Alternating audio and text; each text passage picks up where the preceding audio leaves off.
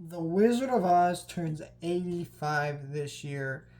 And as I've kind of alluded to on this channel before, I do want to start talking about older film and just movies that don't really tie into something new coming out, right? And so I'm talking about The Wizard of Oz. I have a strange relationship with this movie, and let's talk about that. I'd actually never seen this movie before in its entirety up until now. That doesn't mean I'd never seen the movie before. Let me explain. This is one of those movies where it always you. This is a movie that's so ubiquitous in pop culture that you know the whole movie without even seeing the whole movie. You know the witch melts. You know uh, all the songs that go along with this movie. But my main thing was I never really watched the movie from start to finish because every time I turn it on, I'd pass out. Uh, I never got into this movie for that reason until now. And, this is a wonderful movie, obviously. It's one of the greatest cinematic achievements. But I've always said this is a movie that I like more uh, as an appreciation piece more than an actual movie. Because the movie itself is incredibly well made. It's a wonderful movie, right? I don't think you're ever going to meet someone who tells you they don't like this movie to some extent, right? But this movie also is really boring. And let me explain why. So, I don't think the movie itself is boring. I think it's just because I know this whole movie without even watching it that it kind of makes me not really super engaged with this movie. But let's talk about what I appreciate about this movie. Again, just the cinematic achievement of this movie. The movie made at this scale at this time. Movie going from color to black and white, never been done like this before, um, and just the amazing costume designs and sets and musical numbers and dance choreography and just the way everything looks in this movie, the incredible effects. This is a movie that's 80 years old, and when you watch this movie, or sorry, it's not even 80 years old, it's 85 years old, my bad. You don't really recognize that, like at all, while you watch this movie.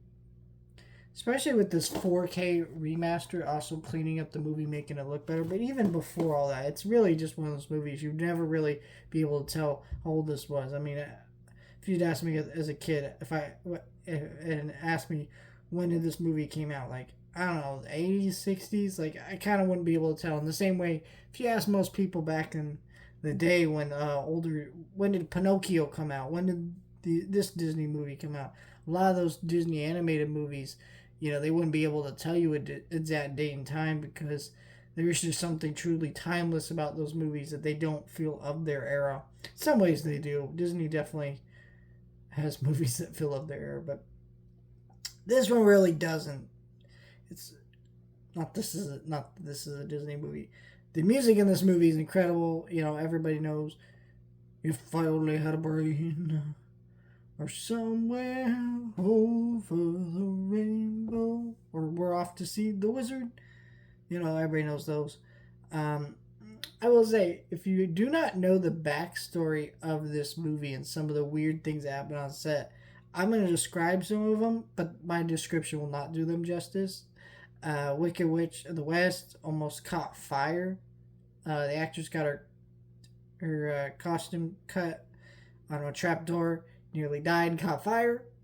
Uh, Judy Garland was prescribed prescription drugs during this movie to keep her underweight and awake during these long, grueling shoots. Yeah, one of the actors who played the Tin Man got hospitalized because how horrible the lead paint they were using was. I believe it was lead paint, anyways. And they called him and demanded he be at set next day, and he couldn't for obvious reasons. So just saying, fuck, that's pretty bad.